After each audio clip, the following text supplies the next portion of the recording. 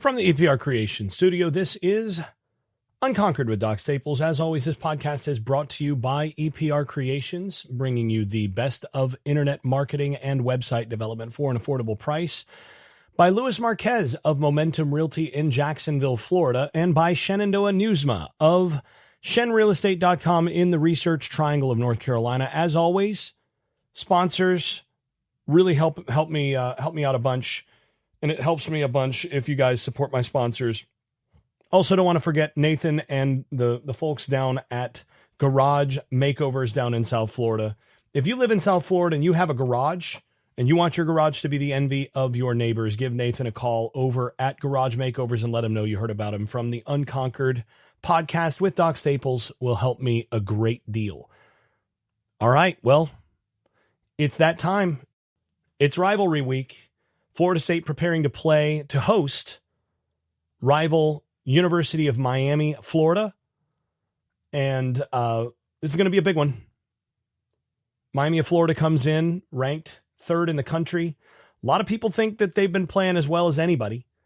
And honestly, I came into this week very much thinking the same, having, seen good portions of each of their games, at least their significant games. I skipped the Bethune game, but having watched live as they beat Notre Dame, having watched a little bit out of the corner of my eye live when they played USF, and then having gone back and taken a look at that. And then 2 weeks ago, before they had this open date, watching them against the University of Florida. And I came out of that thinking, boy, this is the best team on Florida State's schedule. This is going to be a more difficult matchup than Alabama had been, and a different matchup than Virginia. We talked about this on the podcast in the preview for Virginia, that Virginia was a really bad matchup. It was a tough matchup, as bad a matchup as on the schedule on the Virginia offensive side of things. On the Florida State defensive side, that was maybe the toughest matchup that Florida State would have in terms of defensively all season. And that turned out to be, I think, probably accurate. But Miami, coming into this week, I was pretty convinced that Miami is the best and most complete team on Florida State's schedule. And, they've been through some big fights. This has been a tough season for them already. They've had some significant battles so far this season. Again, 27-24 hosting Notre Dame in that opener, then hosting USF 49-12 over a USF team that beat that Florida team at Florida. So, pretty decent USF team. And then 26-7 over Florida 2 weeks ago before their open date. So they've been through some wars against a few pretty physical football teams. And they've come out unscathed. And, they are what we thought they'd be in a lot of ways. They built from the inside out, huge, experienced offensive line, and a defensive line with a pair of defensive ends that's as good as anybody's in terms of rushing the passer, with Ruben Bain and Akeem Messidor. And then a rebuilt secondary with a bunch of guys that everybody wanted, and some pretty decent linebackers, quality linebackers with Besant and the transfer that they got from Rutgers, whose name is escaping me at the moment, but I'm checking right now, Mohamed Toure. So, they've got some guys, they've got players. And then you look on the offensive side, they've got a pair of really good running backs with Mark Fletcher and Shamar Brown. Actually, even some of the other guys that they've had, or that they've got, as backups behind those guys, Gerard Pringle, the freshman, Chris Wheatley-Humphrey, the freshman, those guys have shown promise. They've got some players in terms of being able to establish the line of scrimmage and then run the football. Both running backs in the 230, Shamar Brown is about 225. Fletcher is about, I think he's listed at 225. That might be a little small in terms of how big he really is. They're 220 plus, and they run hard. They run very well. Now, here's the thing. I also happened to get my hands on some All-22 film from the Notre Dame and the Florida games and have been breaking that down all week. And I'll be honest, I've been kind of surprised by what I've seen now that I'm taking a much closer look and I'm looking at this as though I were game planning for this game. What would I be looking at? How would I attack this? And I'll just tell you, my first conclusion out of this, Miami's not as good as that Alabama team. Alabama's better. That surprised me because coming into this week, I was pretty convinced that Miami, after what we saw from Alabama in week one, even with Alabama beating Georgia last week, which by the way I picked, I had them not only beating the spread, but I had them in a money line thing as well in a pick 'em. I thought they were better than Georgia, and that was borne out. I think Georgia's got some problems. Georgia should have lost to Tennessee as well, and I think there may be another loss or two on the schedule for them, and it's sort of not that surprising to me either. I mean, I think Georgia, in terms of physicality, on the line of scrimmage and the offensive line, is not going to be what they were before their current offensive line coach Stacy Searles got there. And, I've been kind of waiting on that shoe to drop. I think it's still going to continue.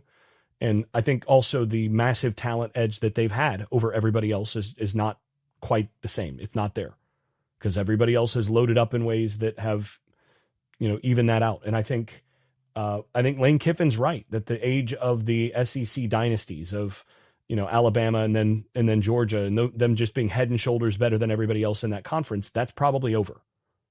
Because of the way that things work now in terms of NIL, in terms of the transfer portal, where you have access to getting players who are talented and experienced, and then want to go up and play up a level, you're gonna start seeing more competitiveness. I think you even saw that in the ACC with Virginia this last week. That Virginia team would have had no shot to beat this Florida State team last year, but all of a sudden you add all the transfers that they added with Chandler Morris being the chief among them, and all of a sudden they're a threat to anybody they play. College football is different than it ever has been in that respect. As much as I dislike the current atmosphere or the current climate, the current structure in which every year you're having to learn a whole new team. You might have 60 or 70 new players every season. And instead of, we're returning 11 or 12 starters, we're feeling pretty good about this, or, they're returning 18 starters, they're going to be really experienced, et cetera.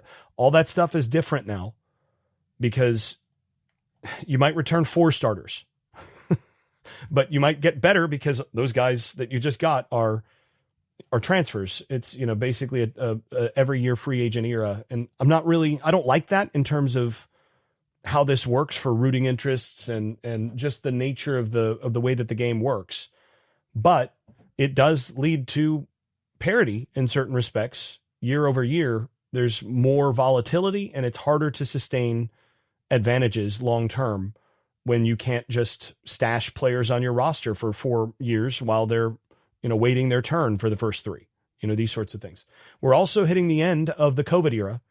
You've got, this year is basically the last of the guys who are taking advantage of that COVID year, with guys like Diego Pavia and some of those guys still around, but that's it. And after those guys, and Chandler Morris, by the way, also another guy, I think he's in his 6th year. Those guys are, especially at the quarterback position, they're much more dangerous. They're harder to deal with.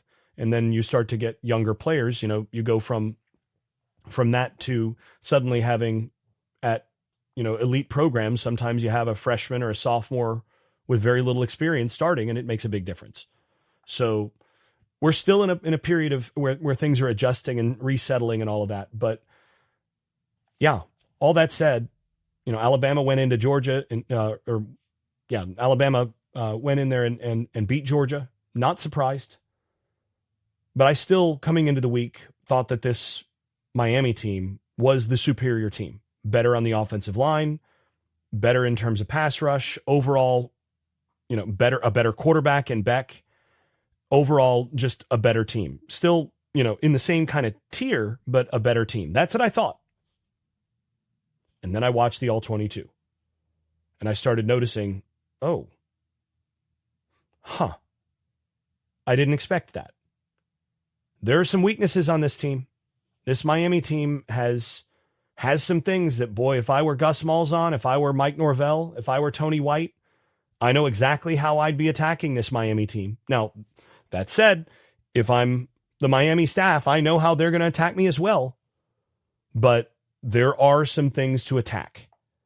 And this is a much closer matchup in a lot of ways than what I expected coming into the week, especially after that Virginia loss. It's easy to kind of come in and, I was fully prepared to say, okay, Miami by 14 kind of thing. And then I watched the tape.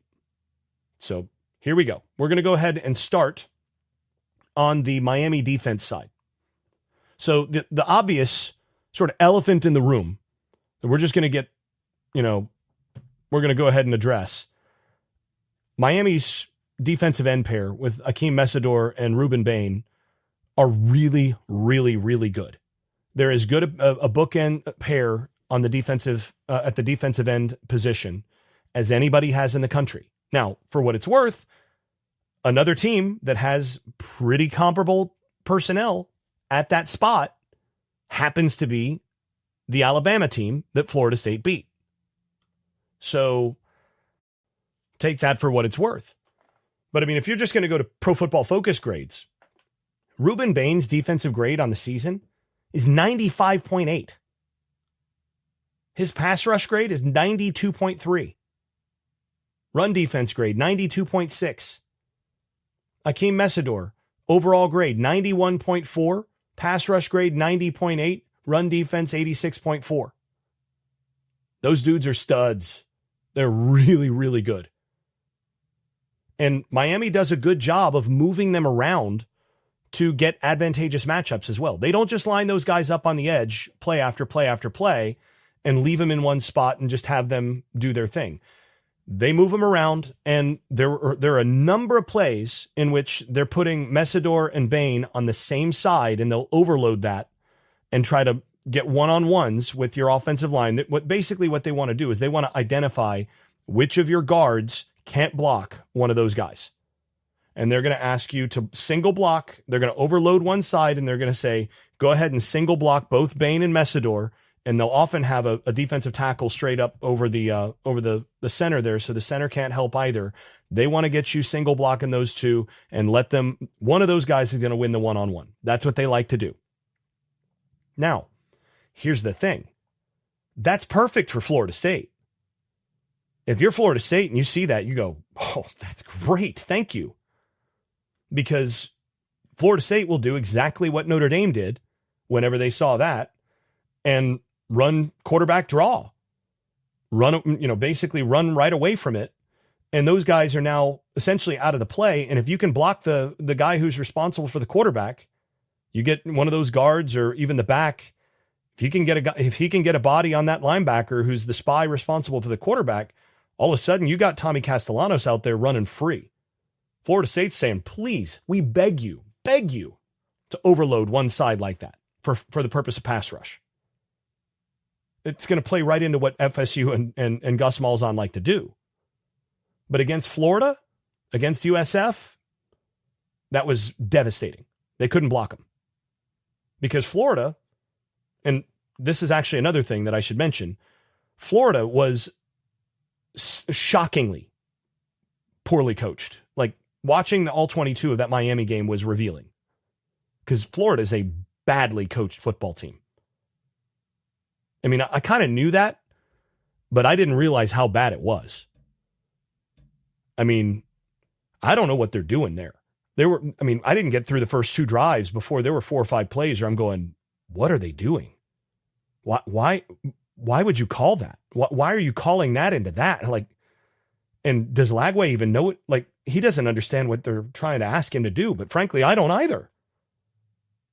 Florida's plan against Miami with those defensive ends, with the pass rush that Miami likes to bring and how aggressive Miami's defense was, they would line up and say trips right and then have Lagway take a deep drop, with all three of the guys in the trips running deep.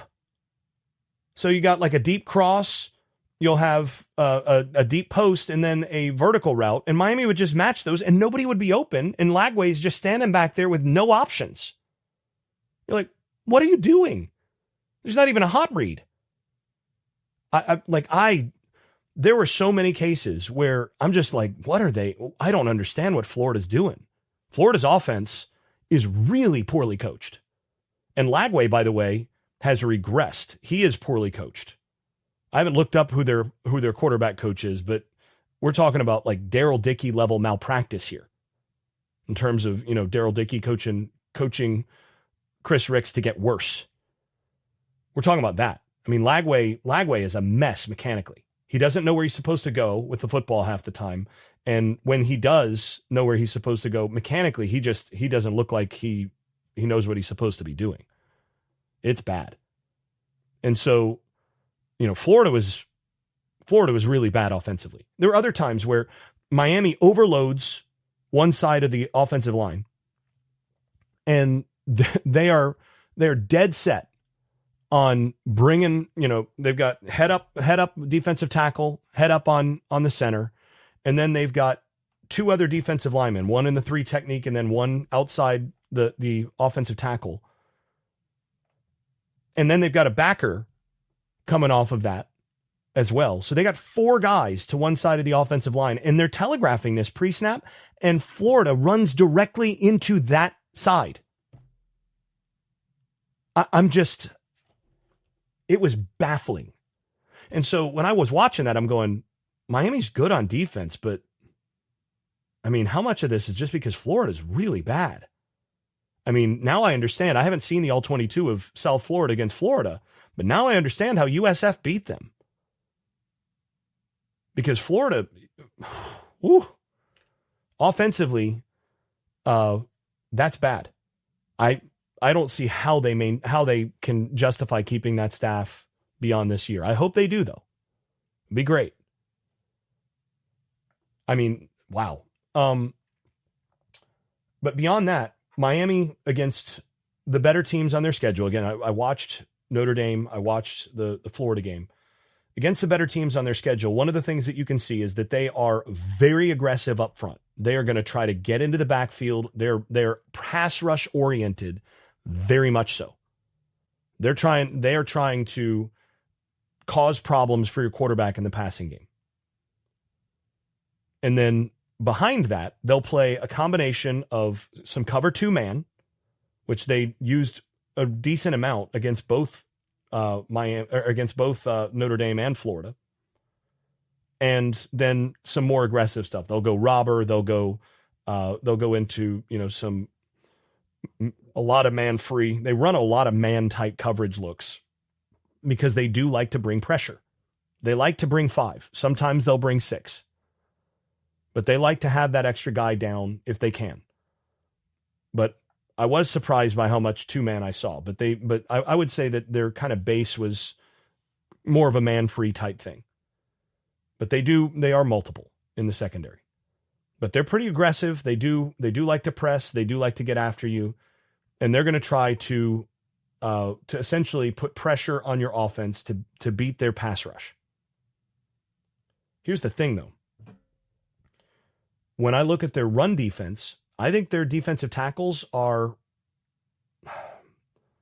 I mean, they're above average, but Darrell Jackson would be the best defensive tackle on Miami. And I don't think they have anybody else that is actually head and shoulders better than, say, Daniel Lyons. I think those two might be better than Miami's starters as well. I do like Moten, 99. I think he's the best of them.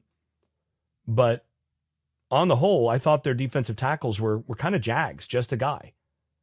They've got 4 guys that they rotate. They've got pretty good size, but none of those guys are difference makers. Again, Moten's got some good mobility and some quickness so that, he can make some things happen if you don't handle your business well. And Florida, there were a number of times where Florida just flat out didn't block somebody.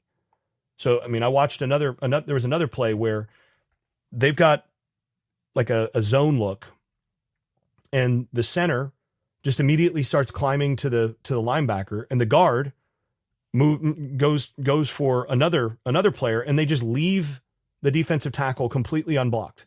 And we're not talking about this being a read play. He was just unblocked. They just didn't block him. And yeah, that guy got a tackle for loss. I'm not surprised. It was not midline option, but it looked like it in terms of how they blocked it. Florida was a mess in that game. And here's the thing. 3 minutes and 50 seconds left in that game, and that score was 13-7 Miami. Despite all that. And the one scoring drive that Florida had was the drive where they basically did the sorts of things that Florida State likes to do as their base. Just basically ran the rock. And in the second half, especially, there were times where Florida was able to essentially lean on Miami's front, and they got tired. One of the things that I did notice, Bain and Messidor, and I was talking to Steve Pointer, who some of you listeners are familiar with. He had another podcast going a while back, but he and I were comparing notes on this, and both of us noticed the same thing on this. Messidor and Bain barely came off the field in the games that actually mattered. I mean, we're talking about playing, a lot of snaps. So, Bain, for example, against Notre Dame played 48 snaps, and against Florida, 52 snaps, and Messidor similar. When those guys came off the field, it was, and actually 48 and 52 for each of them. When those guys came off the field in those games, it was not good. It was very much like what we saw in 2023 with Florida State, where when Jared Verse came off the field, it was a whole different defense. When those two come off the field, if one of those guys is getting a blow or both of them are getting a blow, all of a sudden that defense, they don't have the same teeth. This is a game where and both of those guys also got tired late in drives at times. This is a game where if I'm Gus Malzahn, if I'm Mike Norvell, I want to turn up the tempo and I want to run 80 plays on offense if I can. I want Ruben Bain to have oxygen on the sideline by the beginning of the fourth quarter, because I do think you can wear this team out up front if you can run the plays and get things rolling enough to where you are demanding them to play that many snaps. And I do not think that they're other edges. You look at Booker Pickett, some of these guys, I don't think that those guys are anywhere near, Marquise Lightfoot, another guy. I mean, they've got good bodies, but they're not the kind of players that they have in front of them, which is not surprising. I mean, Ruben Bain might be the number 1 pick in the NFL draft this year. Could be, probably a top 5. So that's where they are there. But I think this is a game where you want to aim for higher tempo if at all possible. If you get first downs, you want to stomp on that gas pedal, and you want to make this a track meet. Florida State wants this game to be a track meet. Absolutely. You want this to be a higher pace game. You're fine giving up a couple extra scores on the other side of the ball if that means that you get, let's say, 3 or 4 more possessions over the course of the game, because I think if I'm Mike Norvell, if I'm Gus Malzahn, I believe that if I'm getting those 3 or 4 extra, even 2 extra drives at the end of the game, I think I can wear this defense out. And again, they're good. They're physical. This is going to be a war, but I do believe in my offensive line if I'm those guys. And I do believe that I've got some players to cause some problems for them. And if I can get them moving side to side and I can create some seams, I can cause problems for them. And that's the other thing. If you look at what Notre Dame had the most success with, if you look at what Florida had the most success with, it was all the stuff that's the base stuff under Gus Malzahn, but with less eye candy, with less of the horizontal stretch stuff. There was one reverse that Florida had where if they'd blocked it well at all, probably scores. Because Miami's so aggressive that you had a guy out there with 3 guys in front of him and nobody blocked the main threat. So it went down for like a, no gain or 2-yard gain or whatever it was. I don't remember. But all of a sudden that guy's just, he's blocked. If you block him, you've got a chance. If two of those guys, if one of the three that are out there to block turns and blocks the most dangerous guy, you got a 50 or 60 yard play. There's another play where they had a nice little eye candy thing and they got to back out into the flat and there was nobody within 20 yards of him. And that happened to be the one play where there was a false start. I think it was a receiver. There was a false start. Florida kept shooting themselves in the foot, but you look at that and it was like, oh my goodness. If you get the ball out there, that scores. It's 60, 70 yards. And the other thing that was obvious is that in those three games, none of those three teams, especially Florida, but Notre Dame as well, and then Miami themselves, none of them have playmakers across the board the way that Florida State does at the skill positions. I think FSU offensively especially has more talent than Notre Dame has seen at the skill positions this year. They have not faced a Deuce Robinson. They've not even faced a Squirrel White. And they certainly haven't seen a Mekhi Danzy, if Danzy can, make sure that he's catching it well. And again, he's a threat on all the jets and the reverses and all of that. They've not seen that. And what I saw on film is essentially Florida State is basically built to be the worst possible offensive matchup for what Miami likes to do defensively that you could draw up. They are built to stop teams that want to run the ball in traditional fashion and then have a drop back passing game. And Florida dropped back like 25 times, just standard drop back passes. They did Lagway absolutely no favors. They dropped back against that pair of defensive ends and said, come get him. I would be surprised if Florida State drops back more than 5 times in terms of true dropbacks. There will be some play action. There will be plenty of that sort of thing. But when they're dropping back, they're probably taking a shot. And if they are dropping back where it's, anything else, it's going to probably be play action or just straight quick game. And it's going to include some sort of quarterback run option with it as often as not. But you're not going to see, full 3-step, which is equivalent to a 5-step drop out of shotgun, just standard possession passing game from Florida State all game. You're not going to see that. They're not going to ask their tackles to isolate one-on-one with that pair of defensive ends all game and say, yeah, we'll be fine.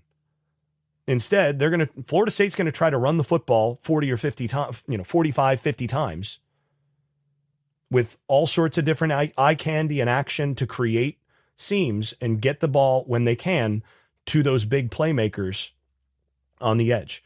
One of the other places where Notre Dame did the most damage against Miami, especially early, was in the wide receiver screen game. Smoke screens, little things out there on, just the constraint plays as Miami loaded the box. They were able to just get the ball out to guys on the outside, and they had some success with that. And, it's too bad Florida State doesn't do any of that. That's a huge part of what Gus Malzahn does and what they're going to bring into play here.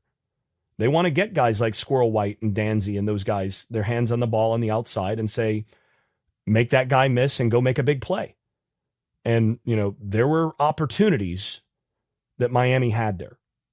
And the other thing that actually should be brought up here, and I've brought this up in the past with respect to other teams, when, one of the reasons, if you go back to 2013, I got some flack until after the game for being very, very positive that 2013 Florida State team was going to not only beat that 2013 Clemson team, which, as you recall, was favored by a good bit, would not only go into Death Valley and beat him, but would beat him by multiple scores, double digits. And one of the reasons that I was convinced about that is that 2012 Clemson was what I call a 5-tool offense. We've all heard about 5-tool players in baseball. A 5-tool offense is a completely different animal from any other, 4-tool, 3-tool, whatever. A true 5-tool offense is almost impossible to stop. And that's what 2012 Clemson had been. They were really, really good. They had Sammy Watkins, Nuke Hopkins. They had a dynamic tight end. They had a really good slot. I can't remember who it was. And then they had an outstanding running back to go with that. And it's a pick your poison situation. There's nobody that you can double team. There's nobody that you can try to focus on to take them out of the game. Because if you try to take Sammy out, well, Nuke's going to be wide open over here. He's going to win that one-on-one more often than not. And in 2013, they didn't have a 5-tool offense. They were more like a 3.5, which meant that you could hone in on what you wanted to take away. Florida State this year is a 5-tool offense with Squirrel White on the field, at least. They can put out there 5 guys that are legit playmakers at their position. You got Deuce, who showed last week against Virginia what he's capable of. You got Squirrel White, who maybe the biggest play of the season was his long catch against Alabama, where he just ran by the coverage.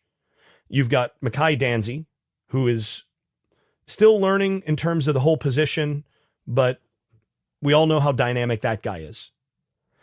And then you've got Pittman at tight end. And the other thing is that Notre Dame actually had multiple opportunities. I mean, Notre Dame's tight end ran free against Miami quite a bit.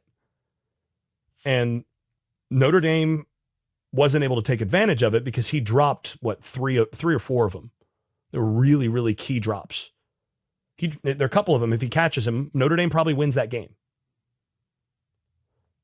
Well, Florida State has Pittman at the tight end spot, and actually several tight ends that are actual potential legit weapons. But Pittman in particular, this is a game where he might go off.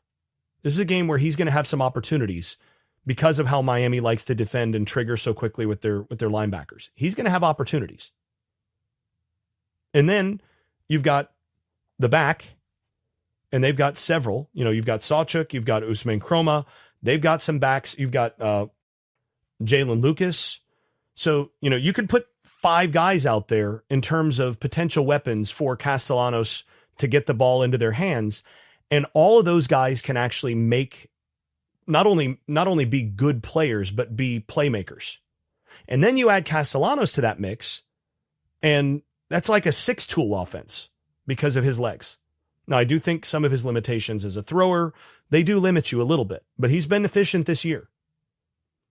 And also, you know, if you watch my breakdown of the Virginia game, Florida State's offense in that game, I was highlighting over and over again how limited Castellanos was as a runner. He was nowhere near as dynamic a runner against Virginia as he was against Alabama and earlier in the season before he got rolled up on with that left ankle. You could see just he was a little hobbled, and when he would push off that left side, there was just not the same level of burst or push off or explosion that he had on the right side. It's just the way it was. Now, after another week of treatment, we'll see if that's any better. It would sure help if it was. But I do think that there are going to be a lot of opportunities for Florida State in this game against this Miami of Florida defense to make some big plays. And I think, again, this is a team that they potentially could wear down up front over the course of the game. I think if you're sort of expecting this, or if you're trying to evaluate what you can expect offensively in this game, you go through Miami of Florida's defensive numbers on the season. They give up 3.32 yards rushing per carry on 28 carries against Notre Dame. And Notre Dame, honestly, they didn't run it as much as they should have in that game. They had some opportunities and just sort of abandoned it. They got behind. And I think if Notre Dame played that Miami of Florida team again, I don't think that they would play them the way that they did just schematically. I thought that Notre Dame made some mistakes coaching wise in that game. And one of those was that I think they abandoned the run too much. 28 carries was not enough in that game for them. You know, they threw it 30 times, and they probably should have. And by the way, that tells you how slow that game was. 58 total offensive plays, right? Of which, by the way, 48 Messidor and Bain played. So Miami wants a game where there's, 55, 60 snaps total. They would love that. And if that happens, they probably win this game. Florida State wants it to be like 80. 70 plus at least. An extra drive or two, and Florida State's advantaged in that context. But if you look at what they were able to do in terms of run defense, 3.32 yards per carry against Notre Dame, 1.48 yards per carry against USF, 2.76 yards per carry on 29 carries against Florida. And Florida also, just their game plan was just so poor. And Florida, again, you look at the number of runs. They had 29 runs and they had 23 passes. And that's bonkers. Right? That's 62 total plays, of which, by the way, Ruben Bain played 52. And Messidor, also 52. So, they want this to be a very slow, plodding affair where it's just a fist fight. It's a brawl in between the tackles, and they don't want to get into anything else. Florida State wants this to be a skilled matchup with the brawl. They're fine brawling, but they want this to be a skilled matchup on the edge as well. And a lot of this game is going to be determined by that. I think essentially Miami's defense is fairly comparable in a lot of respects to what Florida State already played in the Alabama team that they played. And against Alabama, FSU, in terms of rush offense, had 4.69 yards per carry, 49 carries for 230 yards. I think this Miami of Florida team, I think Florida State is again going to be close to 50 carries and over 4.5 yards per carry. There's going to be more than a few where they slam their head into the wall and Miami's going to get, there's going to be no gain and all of that, short yardage, short gains. But I do think they're going to bust a couple. I think there's going to be some opportunities to make drives go. And if they can get a couple first downs, I think this defense can start to get fatigued. But I think you're going to look at 200 plus rushing yards for Florida State, somewhere around 4.5 plus yards per carry. And then it's just a matter of, are they going to be able to take advantage of some big plays in the passing game on that? But I think overall, you look at the total offense against Alabama, Florida State averaged 6.06 yards per play. And Miami of Florida, in the two quality games that they played, or against Notre Dame and Florida at least, I guess we can throw USF in there as well. Notre Dame was 5.41 yards per play. USF was 4.88 yards per play, and Florida was 2.71 yards per play. I think Florida State's going to be around 6, somewhere between 6 and 6.5. So what does that come to in terms of total points? Absent basically stepping all over themselves and fumbling like they did early against Virginia, putting themselves in position where they throw a couple, fluky picks or whatever. I think this Florida State team scores over 30 points in this game. I think this is a very tough matchup for a very good, but does have some areas where you can take advantage of it, Miami of Florida defense. So that's where I think that side of the ball winds up. Now, on the other side of the ball, if we're looking at the Florida State defense against that Miami offense, I came into this thinking, okay, this is basically a better Alabama, better backs, overall a better, more cohesive offensive line and a very well-coached offensive line and a better quarterback in Carson Beck than what you got in Ty Simpson against Florida State's defense that just gave up a big game offensively to a very good Virginia offense. And then I turned on the tape. And what did I find?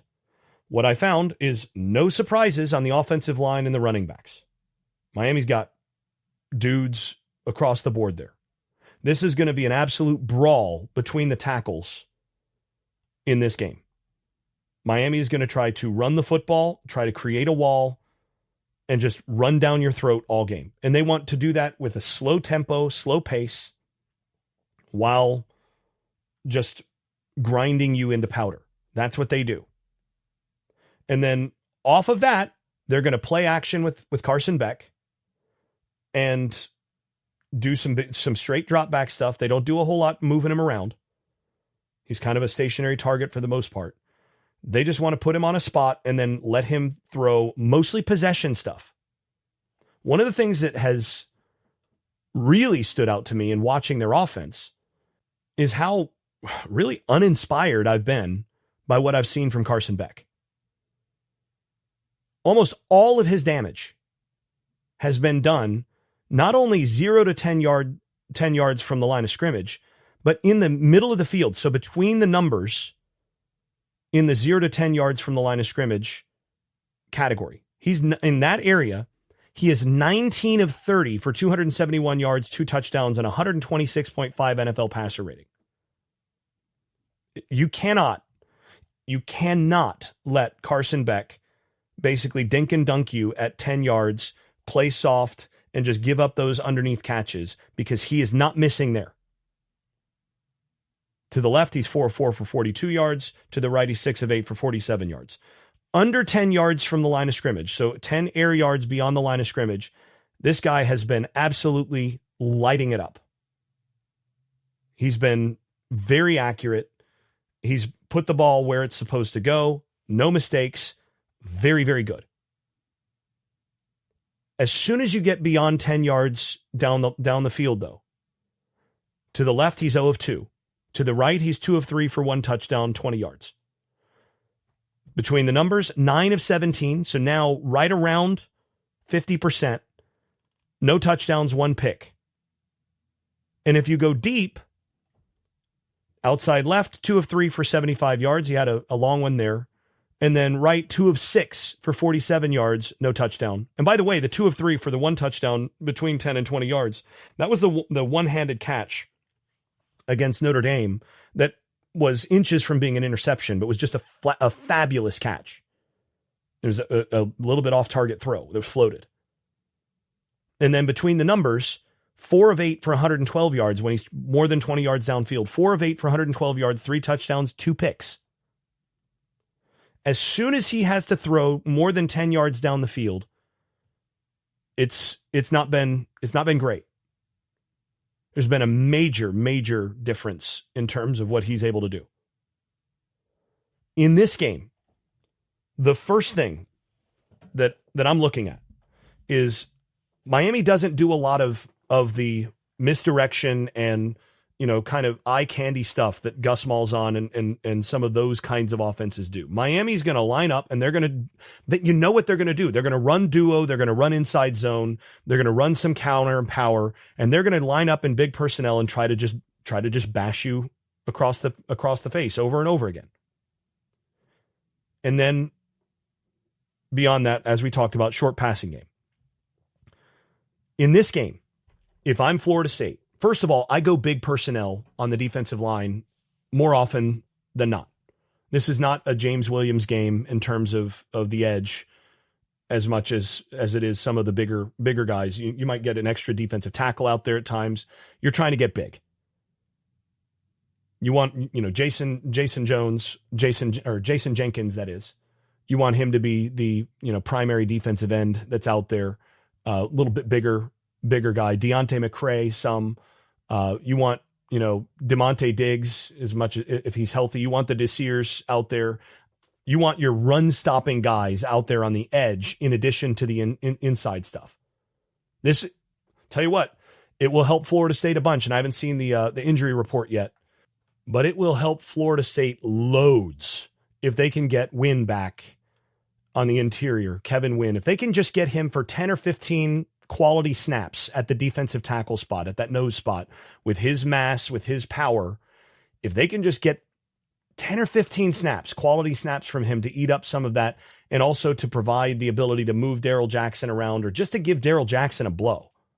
Because this is going to be a very, very tough game for him and Daniel Lyons and some of those guys. They're going to have to hold up on the interior against the Miami offensive line that's going to try to grind him. But if you can get Wynn in there, KJ Sampson needs to play at the best he's ever played. But they're going to try to do that. And what I would do is I would be going out there and, potentially have KJ Sampson at the nose, Darrell Jackson at one of the defensive tackles, and then Daniel Lyons at the other. And then maybe Jason Jenkins outside of that. And then walk up, an Elijah Herring or somebody like that on the outside, or Omar Graham on the outside of that, and go double eagle. Notre Dame went double eagle against him at times. I mean, the first snap of the game, Notre Dame's in double eagle. I would do it.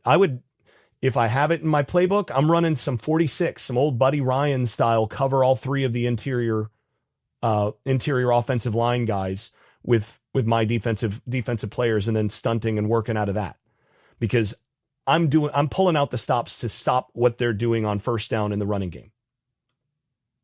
Now, here's the thing. As physical as they are, and as much as they run the football, against Notre Dame, they averaged 3.53 yards per carry. Against Florida, they averaged 4.0 yards per carry, 46 carries for 184 yards. They've not been just running the football at will. Now, some of that is that they haven't had a bunch of big plays in the run game. But the reality is, I mean, again, they scored 13 points through three quarters and 3 3/4 quarters against Florida.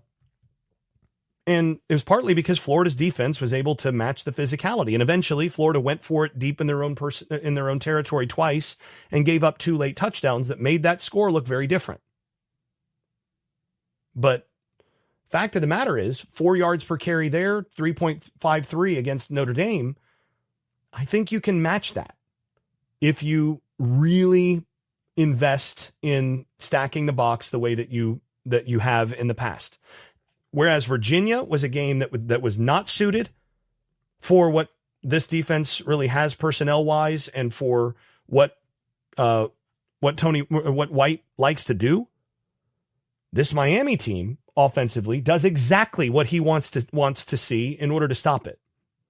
This is the kind of opponent that is tailor-made for what he wants to do schematically, to try to make it difficult to run the football. Do all that stuff. And then the other side of that is basically get to the quarterback, run through the backs, run through the running game to get to the quarterback to provide a little bit of pressure. Beck has barely been pressured this year at all. But do some of that. And this is the game where I think you have to play tighter in the secondary. Malachi Toney, their freshman wide receivers, been their best guy this year. He's a good player. CJ Daniels, another, 6'2" transfer, good player. Keelan Marion, good player. Tony Johnson, good player. I mean, these are all, decent players. But if you look at their roster, they do not have the just terrifying wide receivers that Alabama brought into play. They don't have a Ryan Williams. They don't have a Jeremy Bernard. They don't have one of those guys, let alone 2 of them, let alone a couple others that can really do it. This is a game where I'm coming in and I'm stacking that box with big bodies, and I'm saying you're going to have to go through a box where I'm going to continue to stop the run, and then do not let Beck beat you with the underneath stuff. Force him to beat you by throwing the ball downfield, 20 plus yards downfield. I don't think he fully has all his arm strength back. The ball is fluttering at times where it's like, oh. And you see, even his throwing motion, the arm is lagging a little bit. His back hip is through before the arm is fully through, and the ball's kind of behind, and you're getting a little bit of lag out of that flutters the football. And, I think this is going to be really interesting because, White has typically liked to play a little bit softer zones and all of that, along with coming downhill on this. To me, I think you tighten that stuff up and you challenge Beck to win those one-on-ones and make big-time throws down the field with some pressure. I'm not sure he can do it. I've not been impressed by what I've seen when he's had to do it. The ball's been off target. The ball has fluttered. And to me, this is one of those games where I'm willing to give up, let's say 3 long pass plays in this game, 4 even long pass plays. Let's say you give up 21, even 28 points due to some long pass plays. I'm willing to make that trade in this game in order to get more at-bats for my offense and wear their defense down more. I want this to be a track meet. I want them to have to beat me with big plays in the passing game and then have to defend my offense one more time. Because I don't believe that they're going to beat me in the big play passing game enough to compensate for what my offense might be able to do to their defense. That's how I'm doing this. If I'm Mike Norvell, if I'm Gus Malzahn, That's how I'm doing this if I'm White, if I'm Tony White. I'm coming in and I'm saying, we're going to take the aggression to them. We're going to take the run away as much as possible and then go from there. The other thing, too, is as much as they double team on the inside and they play with very tight splits, I'm telling my defensive line, what matters this week is you have to play lower than you've ever played. You cannot let your pad level get up. And if you feel a double team, I'm telling my guys to stool that double team. That's, different ways, different technique, different names for the technique. I mean, where I played high school ball, they called it making a pile. What you do is you play with low pad level. As soon as you feel the pressure of a double team, you drop to one of your knees to the ground and you essentially create a stool. You create a tripod there where your knee becomes the leverage point up against that, and you press against the middle of that double team, and all you're doing is creating a pile so that the linebackers and the safeties behind you have basically clear space to run through. The whole goal is that you can't get moved. It's fine if they end up putting you down. If they bury you right there, that's fine. The back still has to run around you. All you want to do is bury every double team and give your guys run-throughs so that they can make tackles against those backs. And I'm doing that all week. I'm doing that all game. And I'm basically trying to turn this into an alley fight where I'm bringing an extra guy or two to that. And then, okay, fine. Now you're going to have to beat me by beating my defensive backs upfield. And I think you're going to throw two interceptions plus if I demand that you do this against pressure. If I demand that you do this where you're not able to run the football and do it with a totally clean pocket, I think you're going to throw a couple picks in addition to a couple big plays. And I think I'm going to come out ahead on that exchange. And if Beck goes out there and throws for 350 yards on a number of big plays and just keeps locating the football, I think you tip your cap and you say, look, you guys are better than us. But if you're going to lose this game, you better lose that way. You better lose because Carson Beck went out there and threw darts 15, 20 plus yards downfield and just beat your secondary.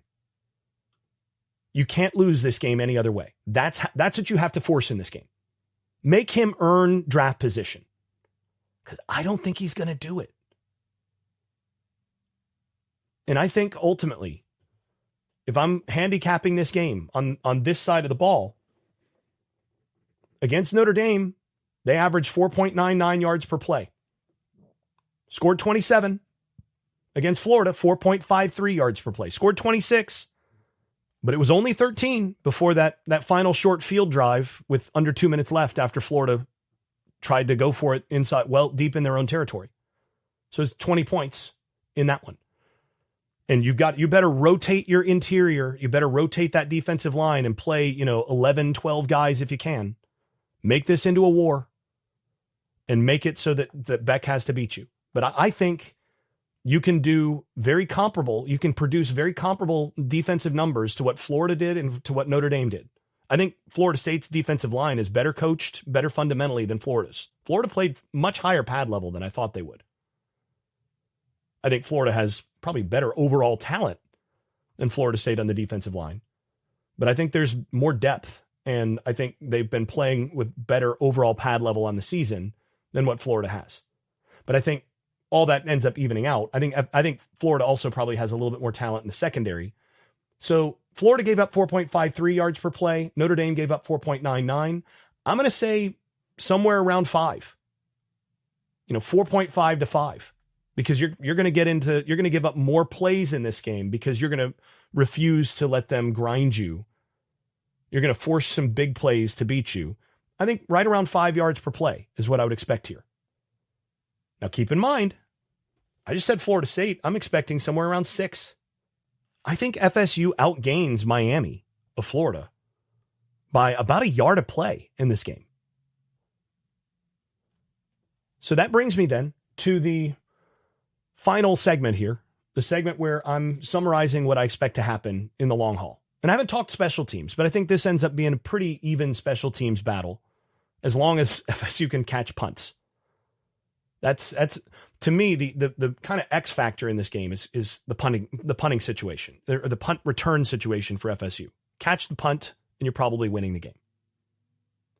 And that kind of telegraphs where I'm going with this. I feel a lot in this game. I feel a lot like I did going into the Alabama game, where I'm going, man, the line goes against me. Conventional wisdom, like everybody else, sort of expecting this to be a Miami win. They're coming off a loss, or in the opener, a bad season. Man, like I just see on tape, I see all these places where the matchups, and styles make fights, where the matchups really favor Florida State. And, I was worried in this one again about potentially being a homer, about like, am I just seeing what I want to see on this as an alum, as a former player? Am I just seeing what I want to see? Or, is this what I'm actually seeing? So I sent the all 22 film to some guys that I actually respect. It's like, what do you see here? Look at Florida State, look at Miami. And I got back basically the same stuff I was seeing. It's like, oh wow, Beck's not that good. Is anything, if you force him to make these throws, wow, I'm surprised that this didn't show up more. And what is Florida doing? And oh man, like Notre Dame had a lot of success with their quarterback run game, and that guy's not really an athlete. That's going to be interesting with Castellanos. Just stuff like that. So I don't feel so crazy anymore, and I'm willing to go out on a limb here. I think Florida State wins this football game. I think this is another one where they're going to surprise everybody in a home tilt. It's the first time Miami's played on the road. We saw last week what can happen first time a team plays on the road. I think this is one where Florida State gets the win. I'm going to go Florida State 38-31. I think this is going to have more drives, a little higher tempo than anything Miami's been forced into this year. And I think in the fourth quarter, Gus Malzahn's offense ultimately pulls away. I think they're going to be able to close this out. And I think in terms of overall bodies, Florida State's offensive line can match up in the running game for the most part. And they're not going to do a whole lot of passing where they're going to ask them to pass block against Miami's front. And I think Florida State's run defense, the way that they structure it, is going to be able to neutralize enough of Miami's run offense to force Beck to beat him. And I don't think Beck is going to do enough. And I think there's going to be a mistake or two in there. I don't think he's going to be able to beat him on down the field on some of the stuff that he's going to need to do to come out a winner in this one. I think Florida State wins this game. I've got them winning 38-31. It's going to be a really interesting one. One of the best matchups we've seen all season. A lot of really fun scheme stuff. I'm looking forward to seeing the all 22 after this one. But that's my prediction. We'll see what happens. We'll see whether I'm crazy or whether, yet again, I'm happening to zig where others are zagging because I'm actually seeing what's there. We'll find out. Should be a fun one. We'll wrap there. This has been Unconquered with Doc Staples. I'm your host, Doc Staples. Thanks for listening. If you've been enjoying this podcast, please leave a 5-star rating over at Apple Podcasts and wherever else you listen to podcasts. Post and repost episodes on social media and tell a friend. And if you haven't left a review in a while, do it again. It really does help the visibility of the podcast.